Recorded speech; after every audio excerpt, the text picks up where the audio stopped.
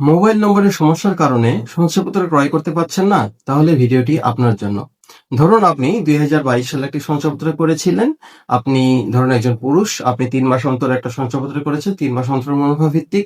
সেক্ষেত্রে ২৩, ২৪, ২৫ সালে আপনার সঞ্চয়পত্রের মেয়াদটা শেষ হয়ে গিয়েছে। এখন আপনি নতুন করে আবার সঞ্চয়পত্রের আবেদন করলেন, কিন্তু ব্যাংক কর্মকর্তা বলল যে না, আপনার সঞ্চয়পত্রটা রিজেক্ট হয়ে এসেছে। কেননা আপনার মোবাইল নম্বর আপনার নিজ নামে নিবন্ধন করা নেই। এখন আপনার করণীয় কি? ২ টা ইস্যু থাকতে পারে এখানে। আপনার এবং আপনার নমিনির সেম। অর্থাৎ আপনি ধরুন আপনার ওয়াইফকে নমিনি বানিয়েছেন। আপনার ওয়াইফের মোবাইল নাম্বারটা তার নিজ নামে নিবন্ধন করা ছিল না। কিন্তু ২০২৬ সালের আগ পর্যন্ত কিন্তু যেকোনো মোবাইল নাম্বার দিয়েই একজন সঞ্চয়পত্র করতে পারত। অর্থাৎ যেকোনো মোবাইল নাম্বার বলতে ধরুন এমন হয় না যে ওয়াইফের সিমটা তার হাসব্যান্ড ব্যবহার করে বা হাসব্যান্ডের সিমটা তার ওয়াইফ ব্যবহার করে। এমন হয়, এমন অনেক দেখা যায়। তো সেই ক্ষেত্রে এখন করণীয় আপনার কি? প্রথমত হচ্ছে মালিকানা পরিবর্তন। অর্থাৎ আপনার নামে যে সঞ্চয়পত্রটা কেনা ছিল ১ম এ আপনার নামে, সেখানে যে মোবাইল নাম্বারটা ব্যবহার করেছিলেন, ধরে নেন ওটা আপনার ওয়াইফের নামে রেজিস্ট্রেশন করা। কোনো অসুবিধা নেই।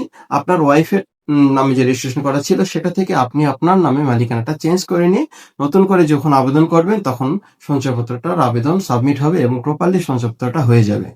দ্বিতীয়ত এমন যদি হয় যে আপনার নমিনির যে মোবাইল নাম্বার ছিল, এমন হয় না যে নমিনি যে ছিল সে মারা গেছে, অথবা নমিনির মোবাইল নাম্বার যার নামে ছিল সে মারা গেছে। ধরুন নমিনি আপনার স্ত্রী।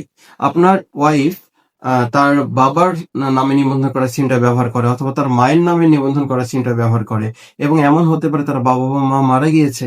সেক্ষেত্রে করণীয় কি? সেক্ষেত্রে যে সলিউশন সেটা হচ্ছে নমিনির মোবাইল নাম্বারটা পরিবর্তনের আবেদন করা।